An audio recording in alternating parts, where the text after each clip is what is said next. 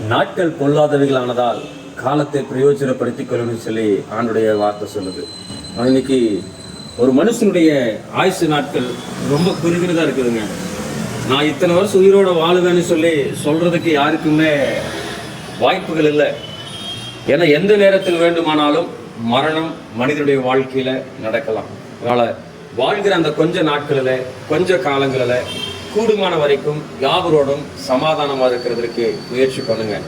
ஏன்னா மரணத்துக்கு பிறகு ஐயோ நான் அதை செஞ்சிருந்தா பரவாயில்லையே, நான் அவங்களிடத்துல மன்னிப்பு கேட்டிருந்தா பரவாயில்லையே, அவங்களோட நான் ஐக்கியமா இருந்திருந்தா பரவாயில்லையே, அவங்க மேல நான் அன்பு காட்டியிருந்தா பரவாயில்லையேன்னு சொல்லி அதற்கு பின்பதாக யோசித்து எந்த பிரயோஜனமும் கிடையாது. ஆகவே ஆண்டவர் ஜீவன் கொடுத்திருக்கிற இந்த நாட்களில இந்த காலங்களில எந்த அளவுக்கு எல்லார் மீதும் அன்பு காட்ட முடியுமோ, எந்த அளவுக்கு எல்லாரோட ஐக்கியமா இருக்க முடியுமோ, எந்த அளவுக்கு மற்றவங்களோட கூட ஒப்புரவாக முடியுமோ சகல காரியங்களையும் செய்யுங்க.